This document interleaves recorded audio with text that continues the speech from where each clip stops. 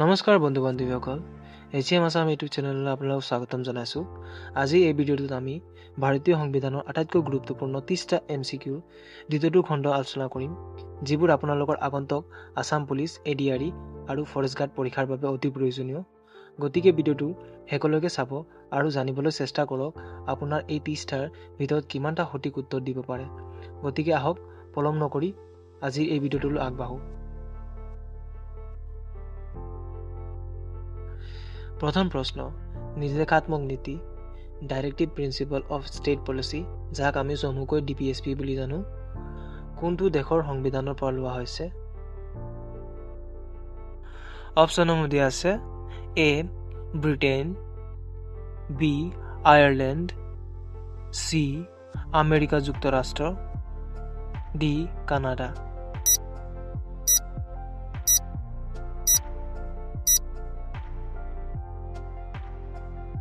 শুদ্ধ উত্তৰ B.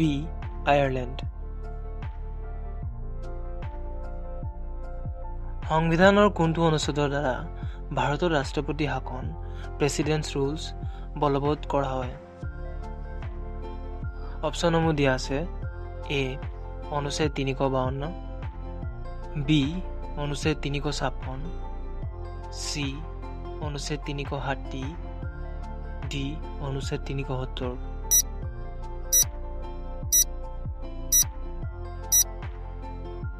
শুদ্ধ উত্তৰ B. অনুচ্ছেদ 356। লোকসভাৰ সদস্য হ'বলৈ নিম্নতম বয়স কিমান হ'ব লাগিব? অপশ্যনসমূহ দিয়া আছে: A. 18 বছৰ, B. 21 বছৰ, C. 25 বছৰ, D. 30 বছৰ।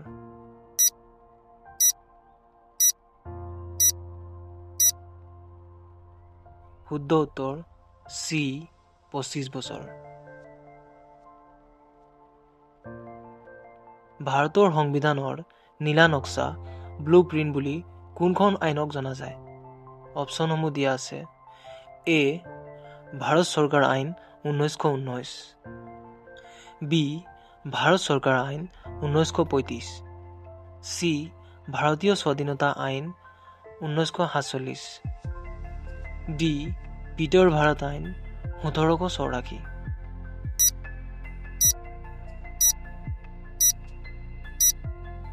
শুদ্ধ উত্তৰ B. ভাৰত চৰকাৰ আইন 1935। ভাৰতৰ প্ৰথম নিৰ্বাচন আয়ুক্ত চিফ ইলেকশ্যন কমিশ্যনাৰ কোন আছিল? অপশ্যনসমূহ দিয়া আছে: A. Sukumar Sen, B. TN শেষান, C. Sushil Chandra, D. Sunil Arora.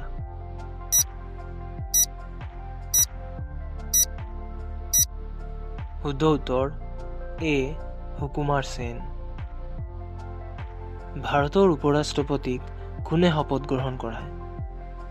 অপশ্যনসমূহ দিয়া আছে: A. মুখ্য ন্যায়াধীশ, B. ৰাষ্ট্ৰপতি, C.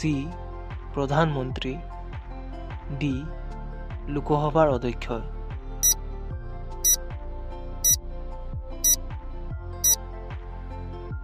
শুদ্ধ উত্তৰ B. ৰাষ্ট্ৰপতি। উচ্চতম ন্যায়ালয়ৰ ন্যায়াধীশসকলৰ অৱসৰৰ বয়স কিমান? অপশ্যনসমূহ দিয়া আছে: A. 60 বছৰ, B. 62 বছৰ, C. 65 বছৰ, D. 70 বছৰ।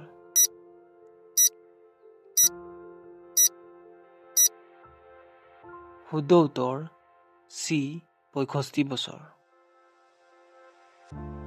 ভাৰতীয় সংবিধানৰ কোনটো অনুচ্ছেদত বিত্ত আয়োগ, ফাইনেন্স কমিশ্যন গঠনৰ কথা উল্লেখ আছে? অপশ্যনসমূহ দিয়া আছে: A. অনুচ্ছেদ 280, B. অনুচ্ছেদ 270, C. অনুচ্ছেদ 360, D. অনুচ্ছেদ 226।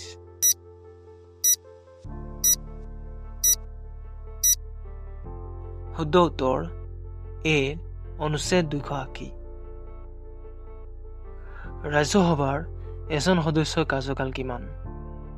অপশ্যনসমূহ দিয়া আছে এ 4 বছৰ, বি 5 বছৰ, চি 6 বছৰ, ডি স্থায়ী।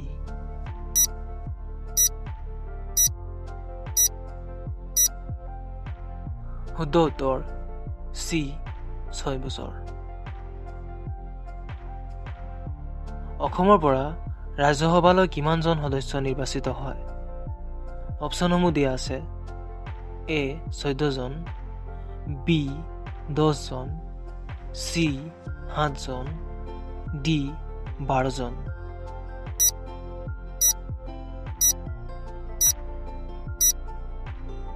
শুদ্ধ উত্তৰ চি 7 জন।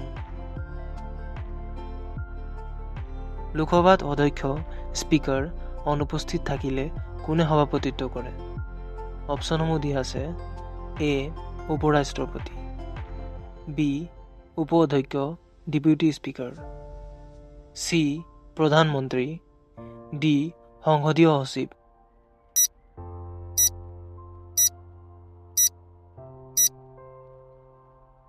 শুদ্ধ উত্তৰ বি উপ অধ্যক্ষ ডেপুটি স্পীকাৰ। ভাৰতৰ প্ৰথম আইনমন্ত্ৰী কোন আছিল?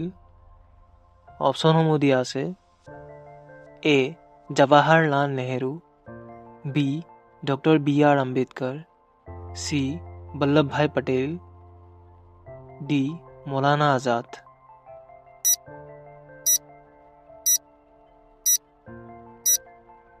শুদ্ধ উত্তৰ বি ডক্টৰ বি.আৰ. আম্বেদকাৰ। কিমান চনত ভোটাৰৰ বয়স 21ৰ পৰা 18 বছৰলৈ হ্ৰাস কৰা হৈছিল? অপশ্যনসমূহ দিয়া আছে এ 1985 চনত, বি 1989 চনত, চি 1992 চনত, ডি 2000 চনত।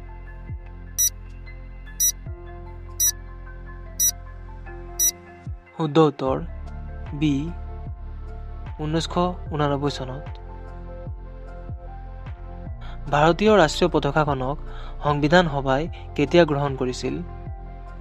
অপশ্যনসমূহ দিয়া আছে এ 22 জুলাই 1947 চনত, বি 15 আগষ্ট 1947 চনত, চি 26 জানুৱাৰী 1950 চনত, ডি 24 জানুৱাৰী 1950 চনত।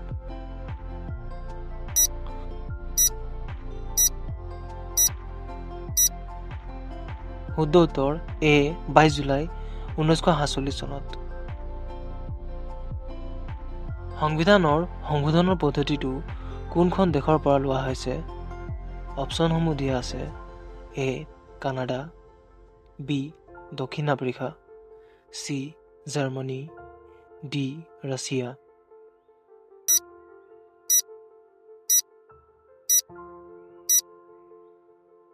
শুদ্ধ উত্তৰ বি দক্ষিণ আফ্ৰিকা।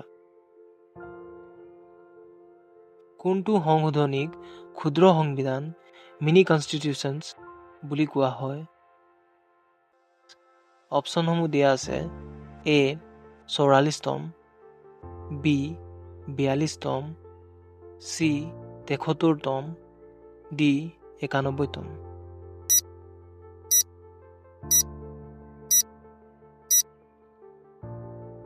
শুদ্ধ উত্তৰ বি 42তম। ভাৰতীয় সংবিধানত মৌলিক কৰ্তব্যৰ ধাৰণাটো কোনখন দেশৰ পৰা লোৱা হৈছে? অপশ্যনসমূহ দিয়া আছে এ আমেৰিকা যুক্তৰাষ্ট্ৰ, B Russia, C Britain, D Canada.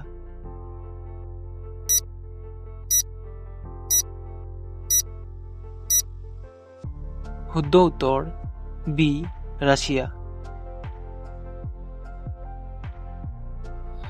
ভাৰতীয় সংবিধানৰ প্ৰস্তাৱনা প্ৰিএম্বল ধাৰণাটো কোনখন দেশৰ সংবিধানৰ পৰা অনুপ্ৰাণিত?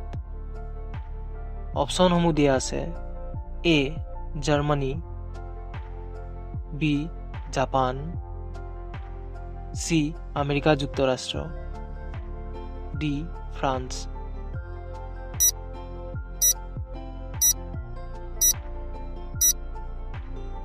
শুদ্ধ উত্তৰ চি আমেৰিকা যুক্তৰাষ্ট্ৰ। অসমৰ একমাত্ৰ মহিলা মুখ্যমন্ত্ৰী কোন আছিল? অপশ্যনসমূহ দিয়া আছে।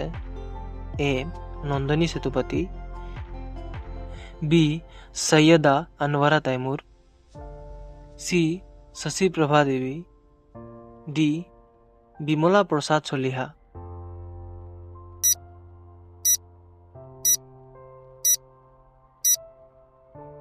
শুদ্ধ উত্তৰ বি সৈয়দা আনৱাৰা তৈমুৰ। ভাৰতৰ সৰ্বপ্ৰথম মুখ্য ন্যায়াধীশ কোন আছিল? অপশ্যনসমূহ দিয়া আছে। A M Patanjali Shastri, B H J Kania, C Mehrchand Mahajan, D B K Mukherjee.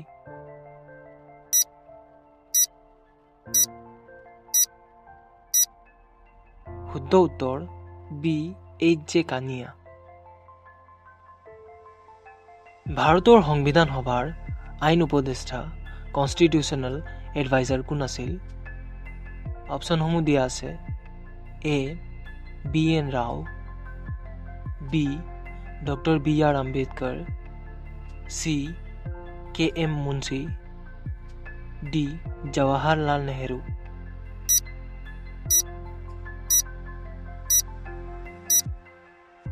শুদ্ধ উত্তৰ এ বি এন ৰাও। উচ্চতম ন্যায়ালয়ৰ ন্যায়াধীশসকলৰ পদৰ পৰা অপসাৰণ কৰাৰ পদ্ধতিটোক কি বুলি কোৱা হয়? অপশ্যনসমূহ দিয়া আছে। এ বৰখাস্ত, বি ইম্পিচমেণ্ট বা মহা অভিযোগ, চি পদত্যাগ, ডি স্থগিতকৰণ।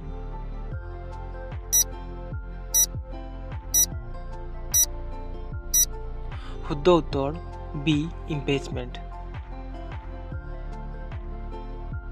বন্দে মাতৰম গীতটো ৰাষ্ট্ৰগীত নেশ্যনেল ছং হিচাপে কেতিয়া গ্ৰহণ কৰা হৈছিল?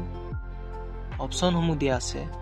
15 আগষ্ট 1947 চনত, বি 26 নৱেম্বৰ 1949 চনত, চি 24 জানুৱাৰী 1950 চনত, ডি 26 জানুৱাৰী 1950 চনত।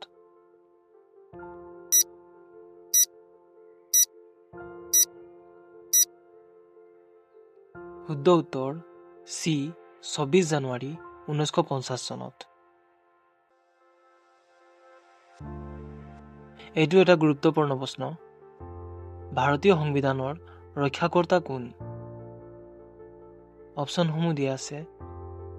এ সংসদ, বি ৰাষ্ট্ৰপতি, চি উচ্চতম ন্যায়ালয়, ডি জনসাধাৰণ।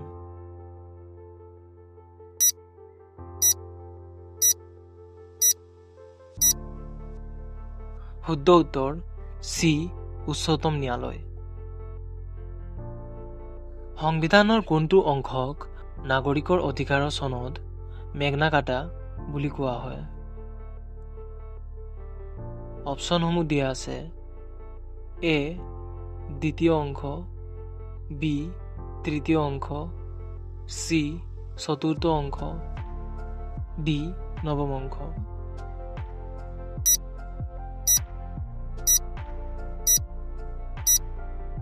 শুদ্ধ উত্তৰ বি তৃতীয় অংশ।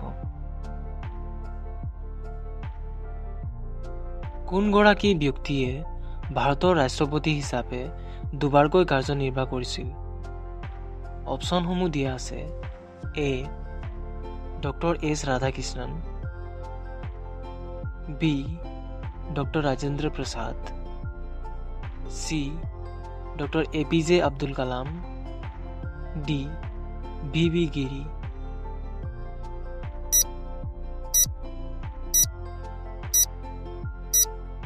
শুদ্ধ উত্তৰ বি ডক্টৰ ৰাজেন্দ্ৰ প্ৰসাদ।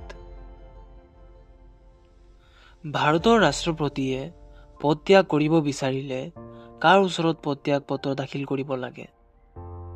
অপশ্যনসমূহ দিয়া আছে এ মুখ্য ন্যায়াধীশ, বি প্ৰধানমন্ত্ৰী, চি উপ-ৰাষ্ট্ৰপতি, ডি লোকসভাৰ অধ্যক্ষ।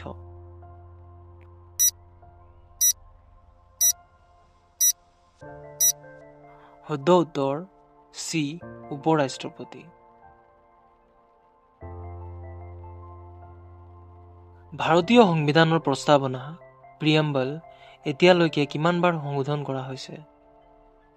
অপশ্যনসমূহ দিয়া আছে এ এবাৰ, বি দুবাৰ, চি তিনিবাৰ, ডি এবাৰো নহয়।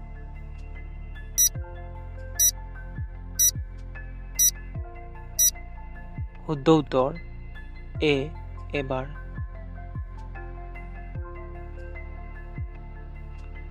ভাৰতৰ সৰ্বপ্ৰথম এটৰ্নী জেনেৰেল কোন আছিল? অপশ্যনসমূহ দিয়া আছে A CK Daphtary, B MC Setalvad, C Niren De, D Soli Sorabjee.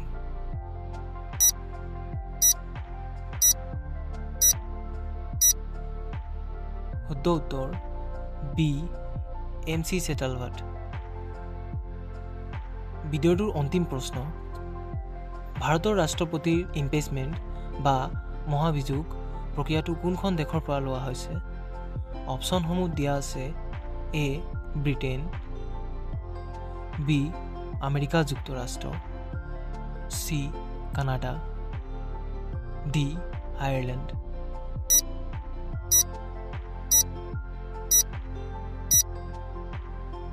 শুদ্ধ উত্তৰ বি আমেৰিকা যুক্তৰাষ্ট্ৰ। আজিৰ বাবে ইমানেই। আজিৰ এই 30টা প্ৰশ্নৰ ভিতৰত আপুনি কেইটা শুদ্ধ উত্তৰ দিলে কমেণ্ট কৰি আমাক নিশ্চয় জনাব। যদি ভিডিঅ'টো চাই ভাল পালে তেন্তে এটা লাইক কৰিব আৰু আপোনাৰ বন্ধুবৰ্গৰ সৈতে শ্বেয়াৰ কৰিবলৈ নাপাহৰিব। আগন্তুক দিনত এনেধৰণৰ অধিক শিক্ষামূলক ভিডিঅ' পাবলৈ আমাৰ চেনেল HM আছামটো এতিয়াই ছাবস্ক্ৰাইব কৰি থওক। পুনৰ লগ পাম এটা নতুন ভিডিঅ'ৰ সৈতে। ধন্যবাদ। জয় আই অসম।